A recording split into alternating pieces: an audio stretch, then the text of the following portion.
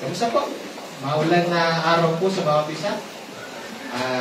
Alam ko po ay tayo po lahat ay nakakaramdam na parang masarap magpahinga sa ganitong panahon.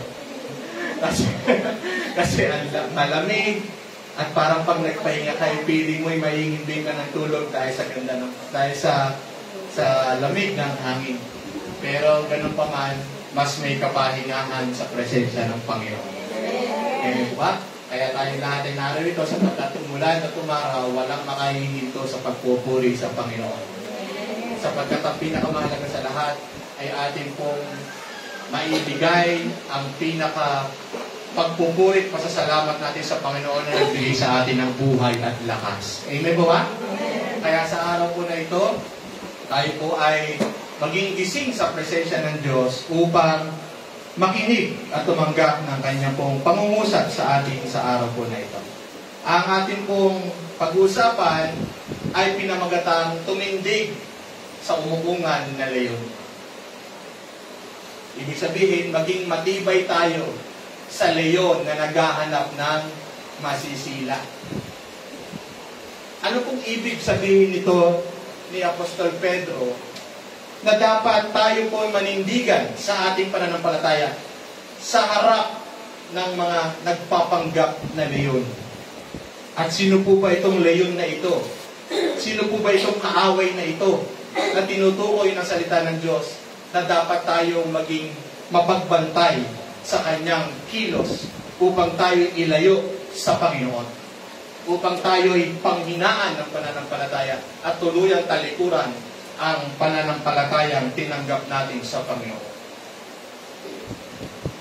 Ngayon pong araw na ito, atin pong lubos na mauunawaan sa araw po na ito, ang mensahe ng unang Pedro chapter 5, verse 8 and 9, para po sa ganoon maging aware tayo na dapat ang pananampalatayang meron tayo ay isang pananampalatayang nagtatagumpay. Sabihin nyo nga po sa tabi nyo, magkaroon tayo ng pananampalatayang nagtatagumpay. Dahil 2,000 years ago, nagtagumpay na si Jesus sa buhay mo doon sa krus ng Calvary. Amen po ba? Kaya dapat tayo po, bilang mga mananampalataya ng Panginoon, tayo pong lahat ay maging matatag sa ating pong pananampalataya. Tayo po'y manalangin. Dakilan Diyos, marami pong salamat sa pagbibigay niyo po sa amin ng buhay at lakas sa araw na ito. Narito po kami nagkatipon-tipon sa isang layunin, kundi sambahin ka at papuritan at pasalamatan ang iyong kabutihang katapatan, pag-ibig, awa at biyaya sa aming buhay. Panginoon, mangusap ka sa amin. Sa pagkakataong ito na kami po ay sama-samang magbubulay ng iyong salita, buksan niyo po ang aming puso at isipan. Hayaan niyo po, Panginoon, na ang aming mga buhay ay tunay na mapatnubayan ng iyong salita. Huwag nawa, Panginoon, na maghari sa amin ang anumang gawa ng sanlibutan, kundi ang mas mangibabaw sa amin, Panginoon, ang iyong kalooban. Kaya narito kami, Panginoon Diyos, patuloy po na nagbubukas ng aming puso sa iyong mga salita upang kami patuloy na baguhin, upang kami patuloy na patatagin, upang kami po ay magpatuloy lamang sa iyo at manatili, Panginoon. Dahil alam po namin kung wala ka, wala pong maguluhan ang lahat at wala kaming magagawa. Kaya narito po kami, Panginoon Diyos. Patuloy na inaalay namin ang aming buhay sa iyo. Sa magitan, Panginoon, ang patuloy po namin pagtanggap at pagsunod sa iyong salita. Naway, patuloy namin maranasan ang iyong pagpapala at pagtatagumpay sa aming buhay. Kaya, Panginoon, ituro niyo po sa amin ang iyong salita na magpapatibay sa amin sa araw po na ito at magbibigay ng kapayapaan sa bawat puso ng bawat isa. Sa iyo po ang lahat ng papuri. Ito po ang aming dalangin sa pangalan ni Jesus. Amen. Palakpakan po natin ang Panginoon. Sabi ng 1 Peter chapter 5 verse 89, maging handa kayo at magbantay. Ang dyablo, ang kaaway ninyo, ay parang leyong umuungal at aaligid-aligid na naghahanap ng malalata. Verse 9, labanan niyo siya at magpakatatag kayo sa inyong pananampalataya sa Diyos.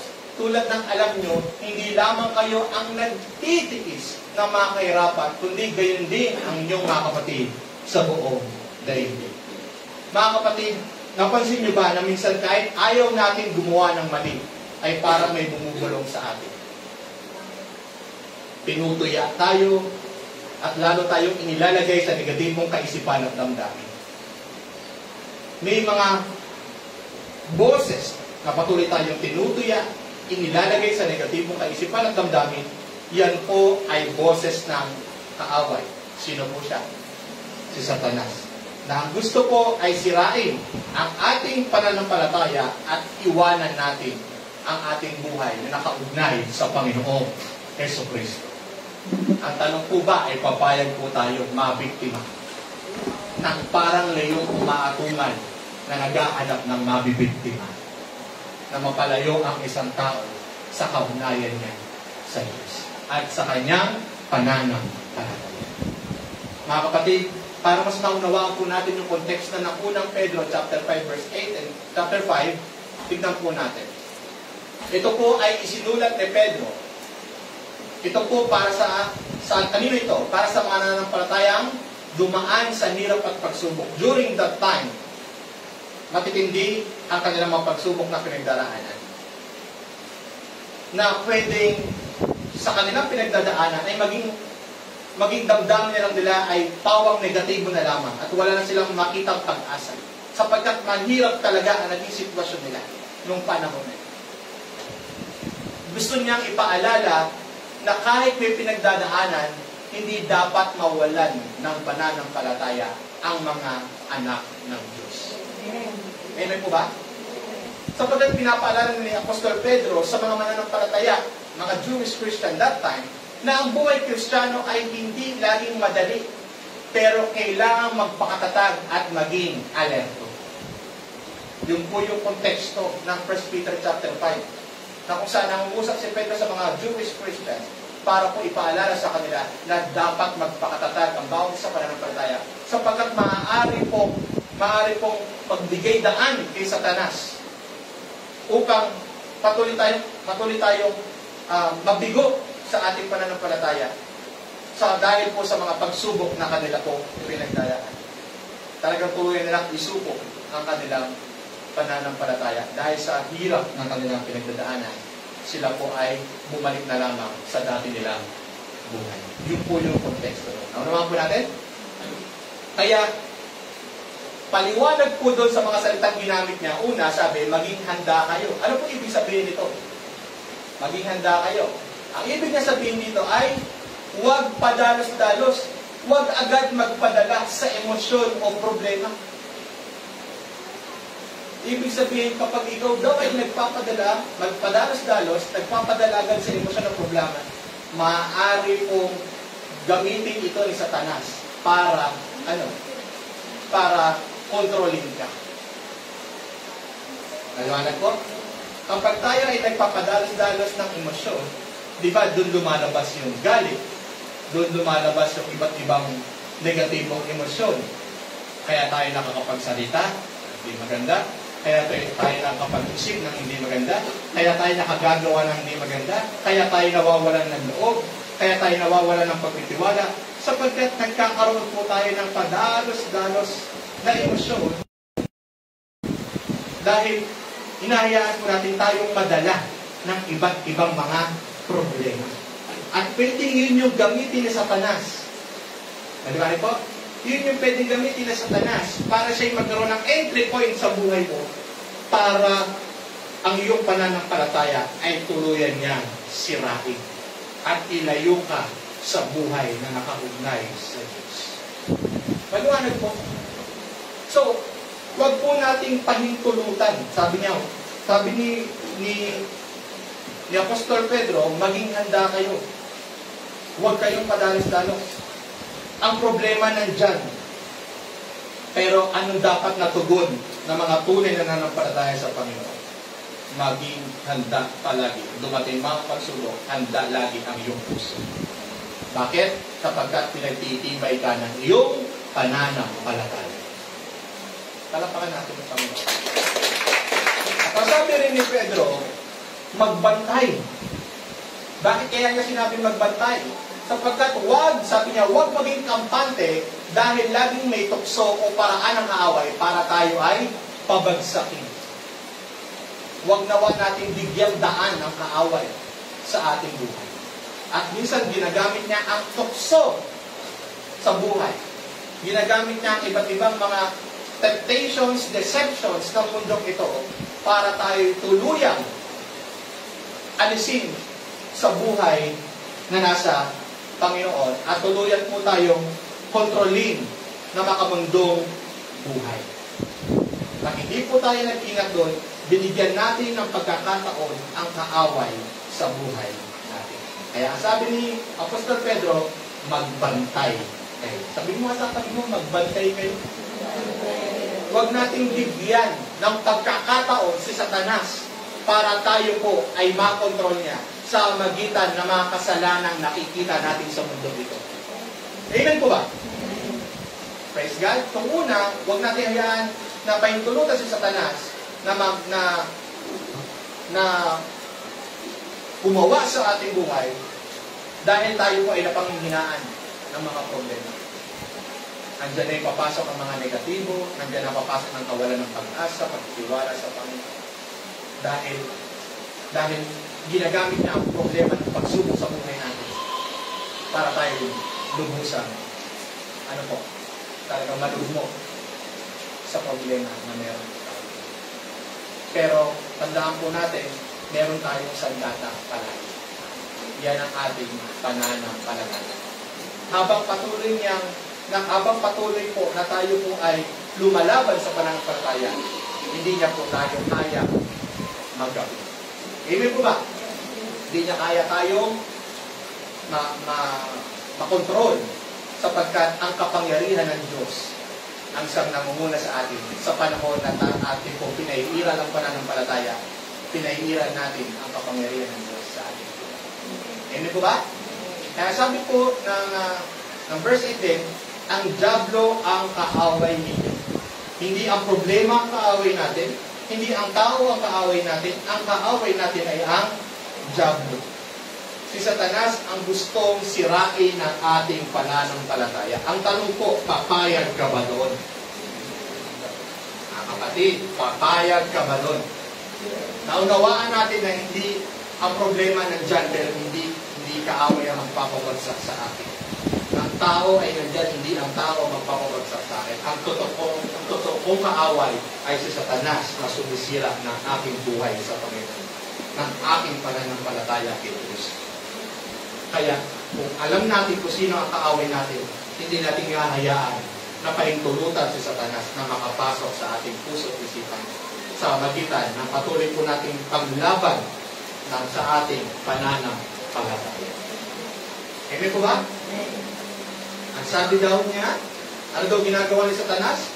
Na parang leyo, umuungal at aaligin-aligin na maghahanap ng malalapa. Naghahanap ng biktima. So, ibig sabihin, kung ang Diyos ay hindi natutulog, hindi rin natutulog si Satanas. Amen po ba? Kapag nakakakita siya na ito, mahina sa pananampalataya, madaling makuha ang loob, madaling tumalikod, ito ang aking bibiktimahin. Ito, madaling matukso. Ayaw pang hawakan ang kanyang pagiging anak ng Diyos. Madali kong mabihag ito. Naghahanap siya ng mabibiktima na tuluyang sirain ang buhay sa unang buhay na may kaugnayan sa Diyos. At tuluyang sirain ang kanilang pananampalataya. Kaya tingnan niyo po, nagbabantang mahuli, pero wag matakot. Hindi siya tunay na leyon. Si Jesus ang tunay na Lion of Judah.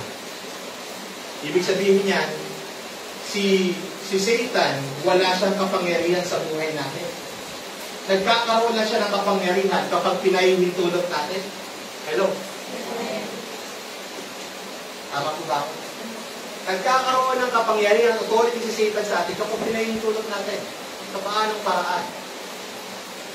Nawawalan tayo ng pagtitiwala, hinahayaan natin ang kasalanan, hinahayaan natin walang panahon sa tayo sa Panginoon, lumalayo tayo sa presensya ng Diyos, nagkakaroon siya ng kapangyarihan sa atin. Pero ang totoo, wala siyang kapangyarihan sa atin. Dahil ang kapangyarihan na meron tayo ay ang kapangyarihan ng dugo ni Kristo na naglinis sa atin sa lahat ng ating mga naging kasalanan. Kaya ang sabi ko doon sa salita ng Diyos, di ba, para daw siyang leon. So sinabi doon, parang hindi leon. Dahil ang tunay na leon, si Jesus. Ang tunay na makapangyarihan sa ating buhay. Sa buhay mo, sino ba ang mas makapangyarihan? Ang kahinaan mo? Ang kasalanan? Si Satanas? O ang Panginoong Hesus? Ang Panginoong Hesus. Kaya sabi ng Pahayo, chapter 5, verse 5, huwag kang tumangis. Huwag ka daw umiyak. Sa mundong ito, puno ng kaguluhan, pero huwag kang tumangis. Narito ang leon na mula sa lipi ni Juda at ang ugat ni David ay nagtagumpay. Sino po itong mula sa lahi ni David? Kung titignan natin ang history in the Bible, sino yung nagmula sa lahi ni David? Si Jesus. At si Jesus nito, si Jesus ay nagtagumpay. At darating siya muli siyang babalik upang tumarin ang kanyang pangako na ang sino man na nasa kanya ay gagantimpalaan, subalit ang mundong ito ay hahatulan. Ano ibig sabihin? Darating muli, pag the second coming of Christ, darating ulit si Kristo upang hatulan ang sandaigdigan. Amen? Hahatulan niya ang wala sa kanya, subalit isasama niya ang lahat ng sumasakay. Paurusahan wala sa kanya, gagantimpalaan ang pangako ng Diyos ang lahat ng sumasakay.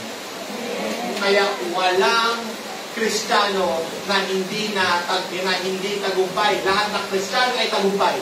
Sapagkat anumang mangyari sa atin sa mundong ito, darating si Kristo upang tuparin niya ang kanyang pangako sa bawat isa sa atin.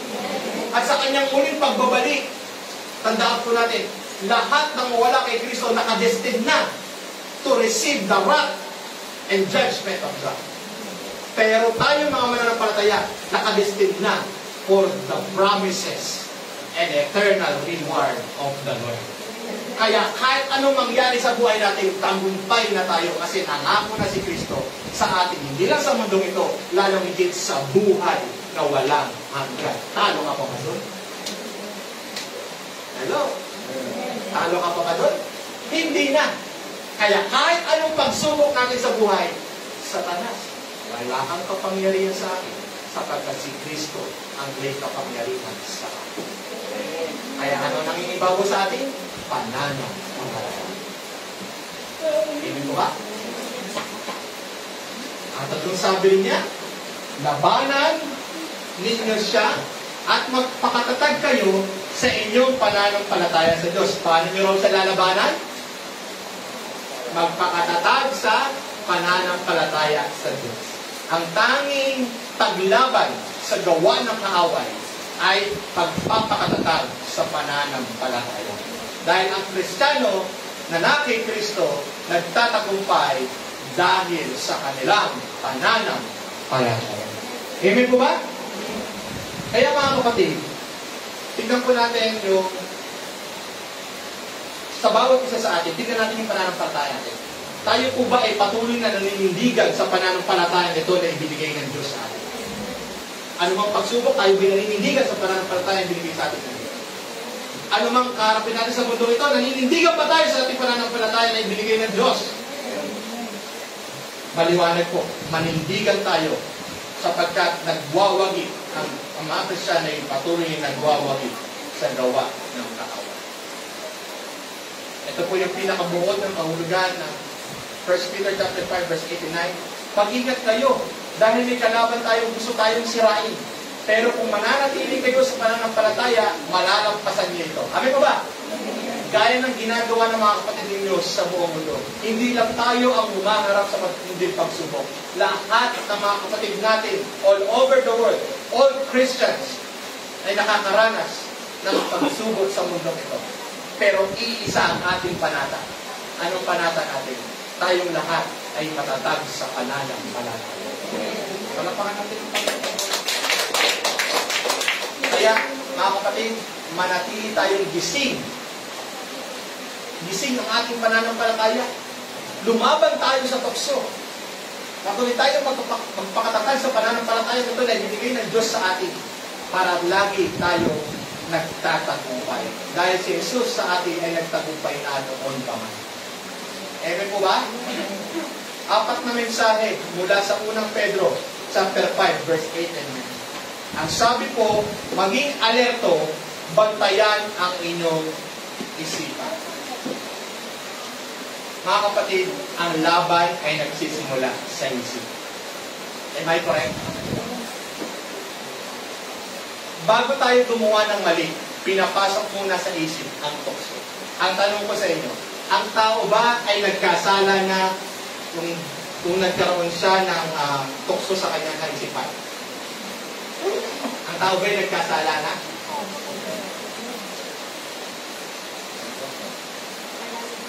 Correct ko kayo. Hindi niyo makakontrol na makapag-isip kayo ng masama. Tama ba ako mali?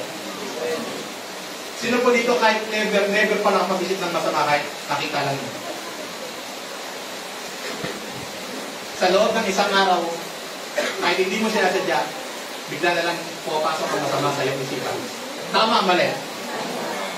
Kaya, ang tanong, nagkakasala ka ba pag may dumating na mali sa iyong kaisipan?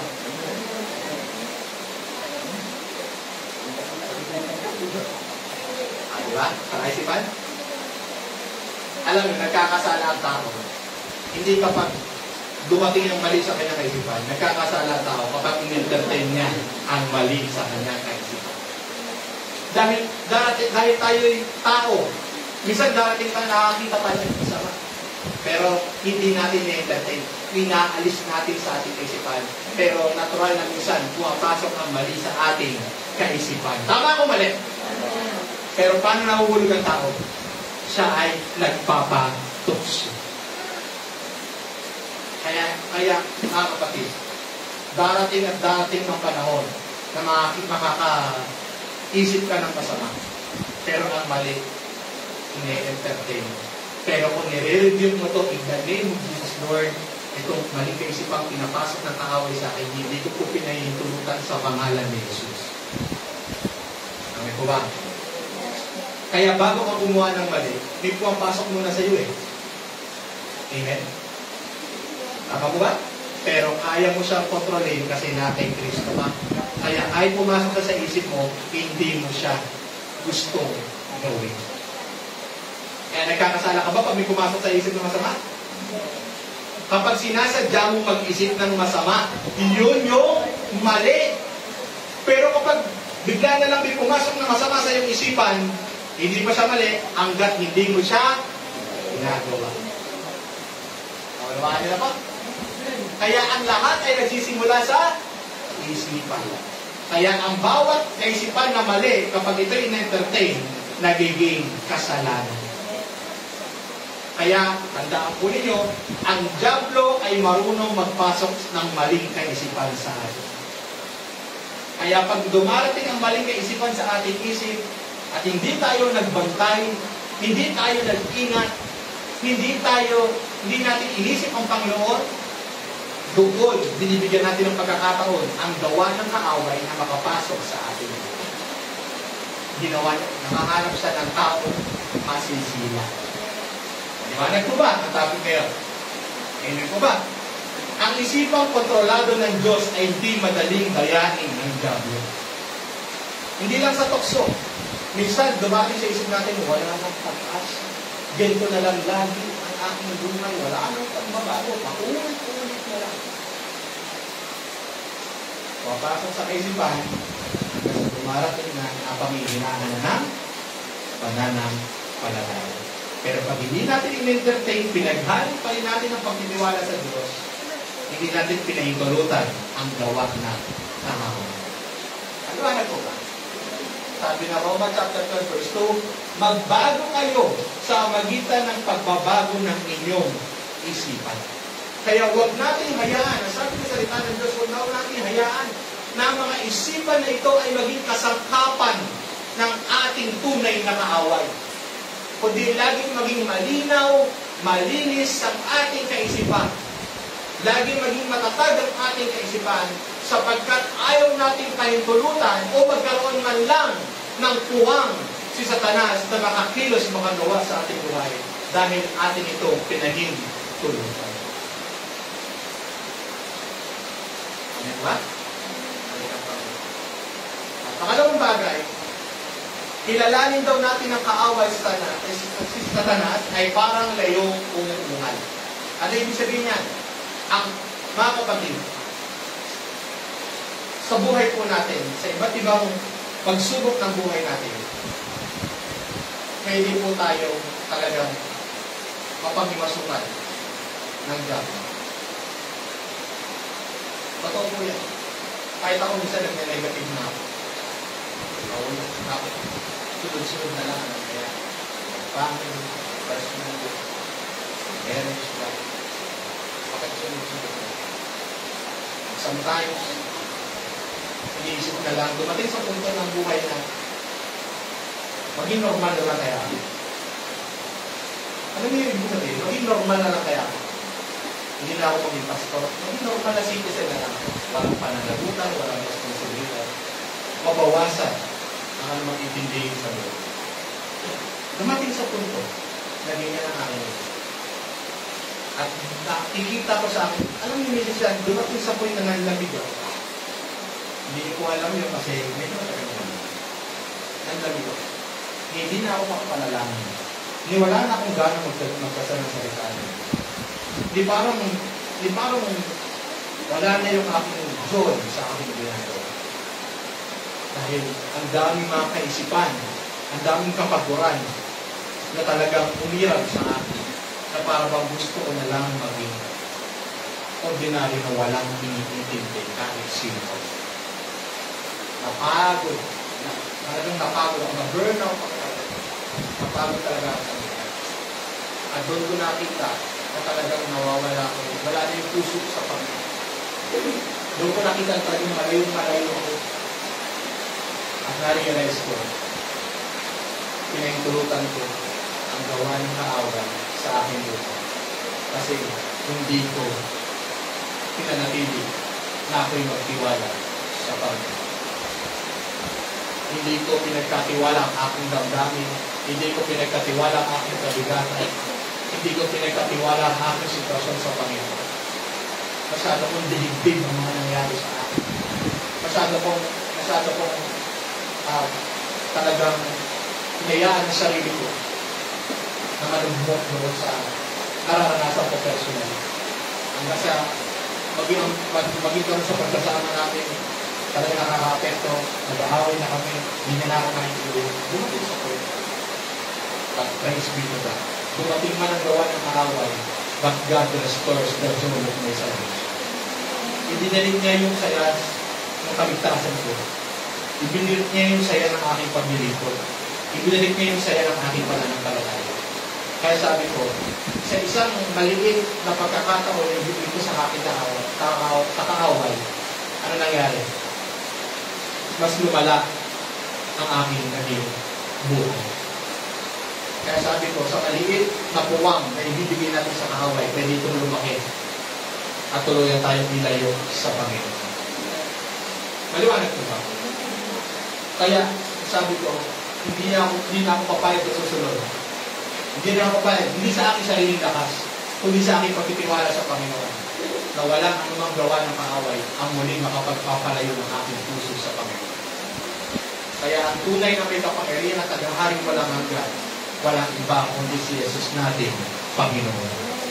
Pagkapakan natin si Jesus. Maging sa mga tukso, napakadaming tukso sa mundo. Sino po hindi natutokso? Lahat tayo ay maaaring matokso. Pero kung maliwanag ang isipan natin sa Panginoon, maliwanag ang puso natin sa Panginoon, may pagpapasakot tayo sa Panginoon. Alam natin, nakaharapkan natin ang mga tukso ng buhay, pero pipiliin natin ang buhay na maayos sa harap ng Panginoon. Dahil siya ang tunay nating kapayapaan. Amen po ba? Kaya, Mga kapatid, sabi ng Colossians chapter 2 verse 15, linupig ni Kristo ang mga kapangyarihan at pamunuan sa sanlibutan sa magitan ng krus. Wala nang ano pa mang kapangyarihan na masigit sa kapangyarihan ni Kristo. Kaya sa pangalan ng Panginoong Yesus, ano mong pinagdadaan mo, in the name of Jesus, tanggapin mo na sa Kanya'y meron kang kapahingahan, sa Kanya'y meron kang kapanatagan, sa Kanya'y meron kang pagtatagumpay. Ang kinin mo sa pangalan ni Jesus. Ang kinin mo sa pangalan ni Jesus. Ako'y tagumpay. Ako'y may kapahingahan. Ako'y may kapayapaan. Ako'y may kagalakan sa kabila ng aking mga pagsubok sa buhay. Inaangkin ko ito sapagkat si Jesus ay kasama ko. At walang ibang masihigit pa sa mundong ito sa kapangyarihan ni Jesus sa buhay. Walang hihigit sa Panginoon na sumas sa akin, gumagaway sa akin, gumagawa sa akin, nagkakaloob sa akin, nagpapalakas sa akin. Ganun dapat ang ating patuloy na paghawak sa ating Panginoon sa Kristo. Sapagkat kung paano mo siya pinangahawakan sa iyo, kung paano mo siya itinataas sa iyo, nagre-reflect lang kung gaano mo siya tunay na kinikilala sa buhay. Kung paano mo siya pinangahawakan lubos sa anumang sitwasyon ng buhay mo, nakikita sa iyo, ganito mo talaga, tunay mo nga kinikilala ang Panginoon. Paano mo ba pinangahawakan si Kristo sa buhay mo? Pinangahawakan na ba natin si Kristo? Paano ba na maganda ang nangyayari sa buhay natin? Salamat po Panginoon, ang daming blessing. Minsan libo ko, naging 5,000. Yung Porsche ko owner, naging Mercedes-Benz, salamat. Ganun lang ba natin pinangahawakan ng Panginoon sa Kristo sa panahon na maganda ang nangyayari sa atin?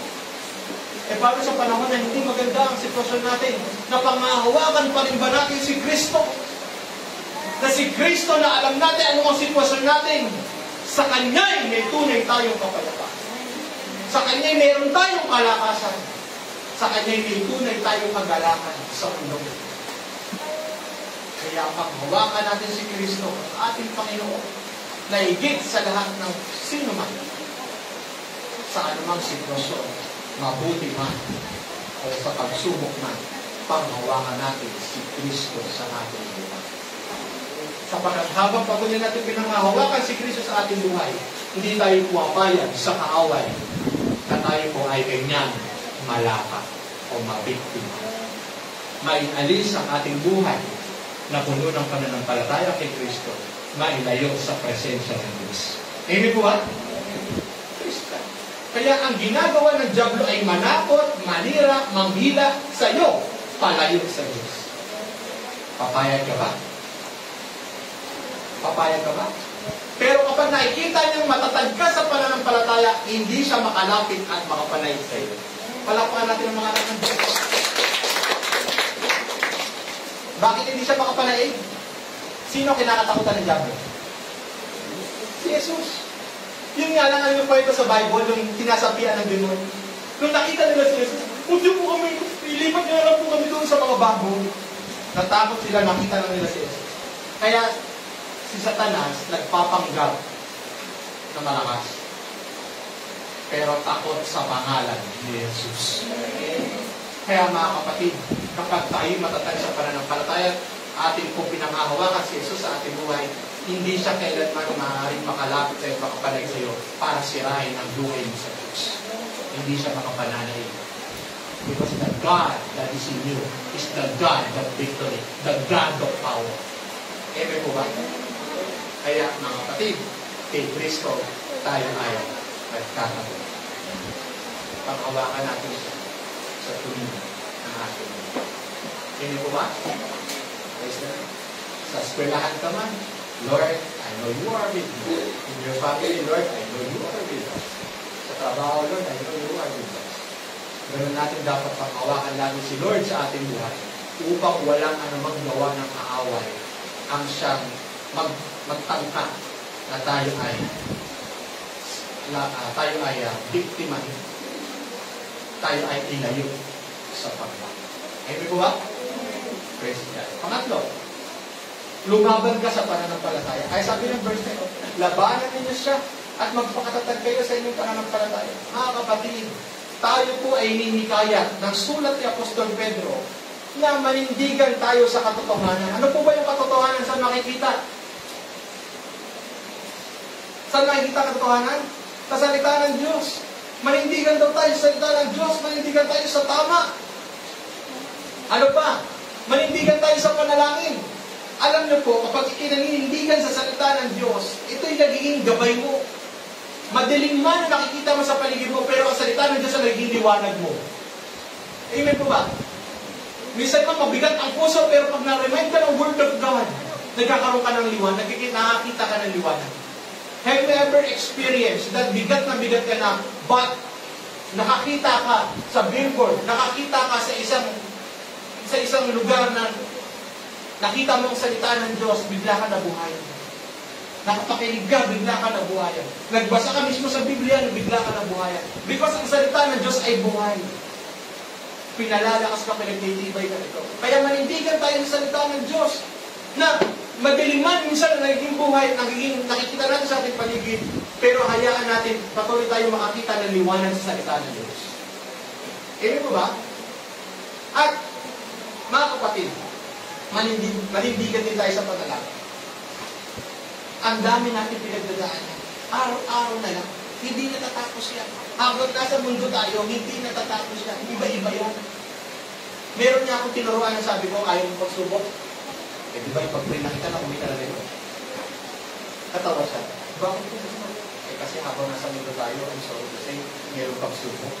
Kaya sabi mo, ayaw na ng pagsubok. Eh, kung hindi na tayo ni Bert, baka magkaroon ka pa ng pagsubok. Basta mo ka lang. Patuloy ng mga estudyante ko sa tata. Eh, pag-pray natin. Pero alam mo sikreto? Para hindi mo nakikita pagsubok. Sabi sa kanya, ibigay mo buhay sa Panginoon. Hindi mo na makikita pagsubok. Ang makikita mo pag-asa sa Panginoon. Ganyan ko ba? Ayaw ko sa mamatay. Takot pala mamatay. Amen? So, sabi ko, hanapin mo yung pag-asa kay Kristo. Hanapin yung pag-asa pa mo. Sumbato-magdaw sa Panginoon? Pagkapit. Yan ang style. Tinatakot mo. Pero, ha? So, ibig sabihin mga kapatid, sa buhay po natin, kaya tayo natatalo kasi baka minsan kulang na tayo sa panalangin. Amin natin hindi. Pero pag tayo po ay patuloy na lumalakas sa panalangin, lalabas ka pa lang ng bahay, may makikita ka, pero hindi mo na-absorb yung mga negatibong ito na nadadala ka. Kundi, nakikita mo, matatag ka, nagiging matibay ka sa kabila ng lahat dahil puspos ka ng panalangin. Habang ikay nananalangin, puno ka ng presensya ng Diyos. Kasi sa pananalangin mo, doon bumababa ang presensya ng Diyos para palakasin ka at bigyan ka ng kapahinga at kalakasan. Kaya minsan natatalo ang buhay Kristiyano. Bakit? Hindi na tumatawag sa Panginoon.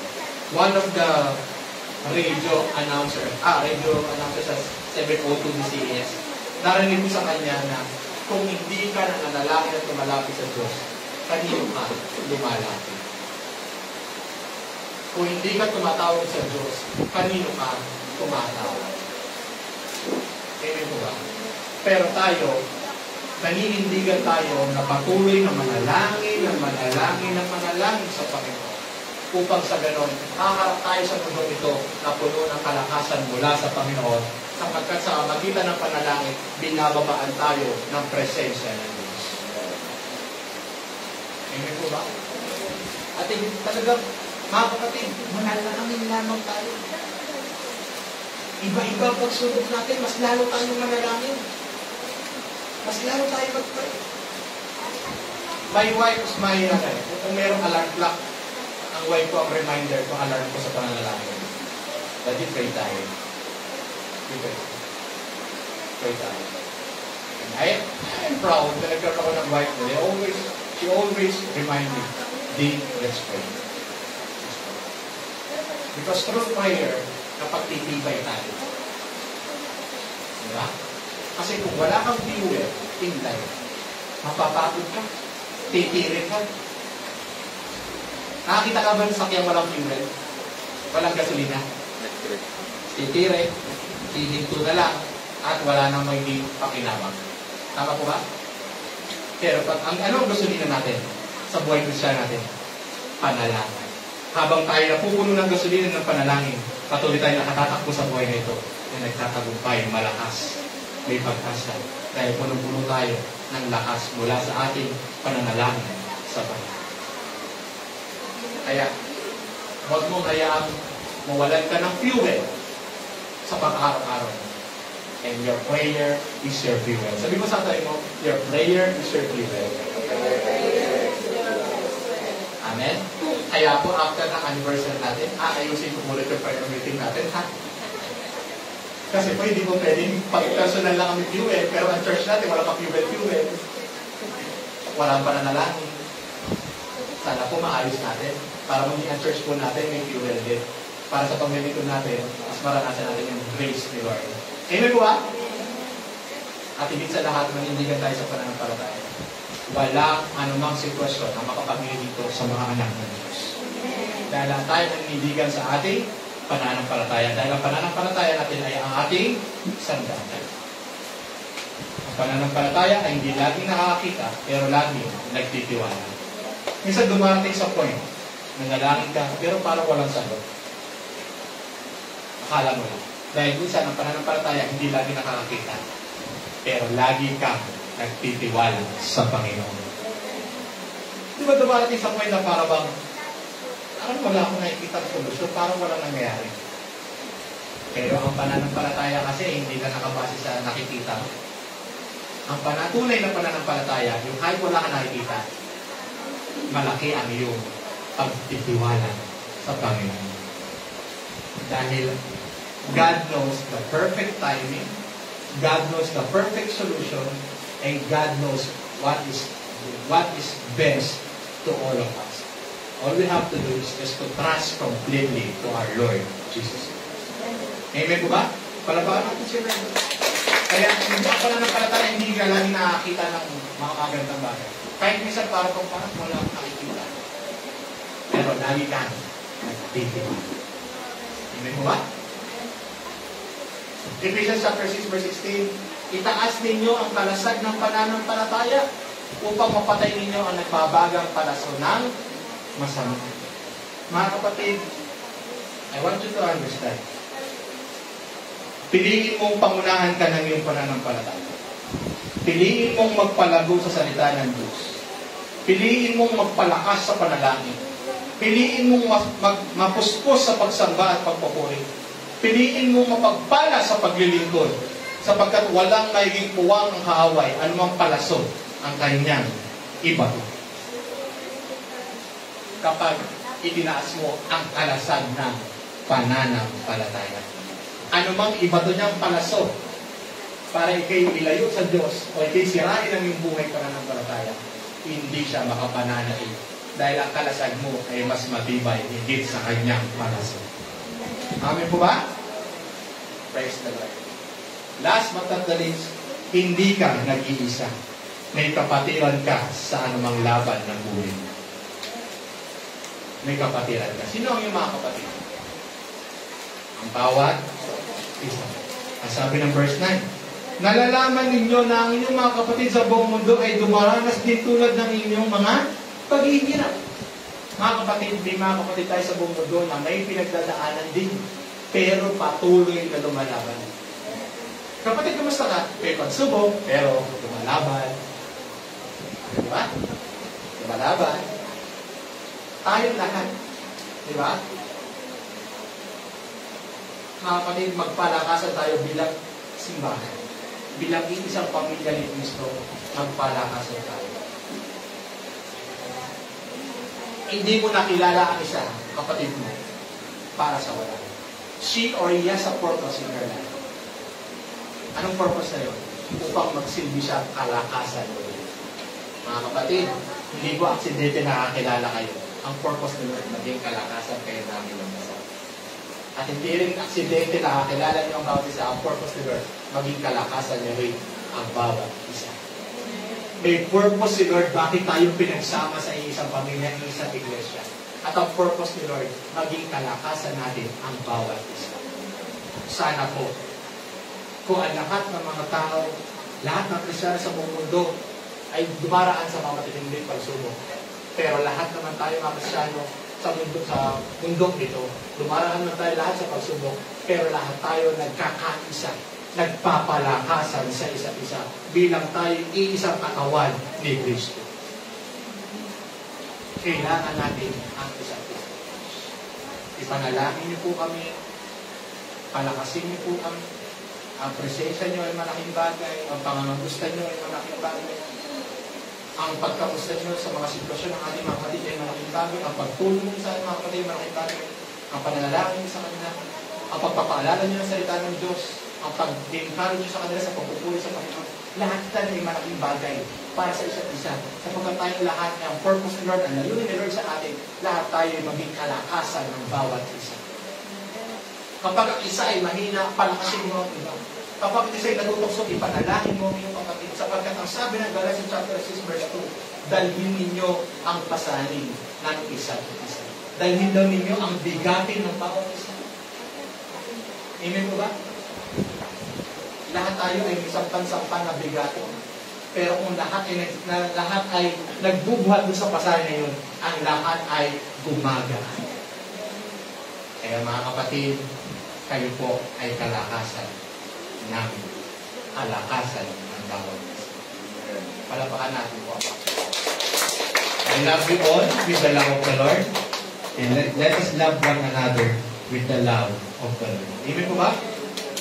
Pangwakas mga kapatid, paalala sa atin ng Panginoon, tumindig tayo, magbantay tayo, at magpakatatag tayo sa ating pananampalataya. Dahil kahit umuungal ang aaway, may tagumpay at kapayapaan. May kapayapaan at tagumpay ka kay Kristo.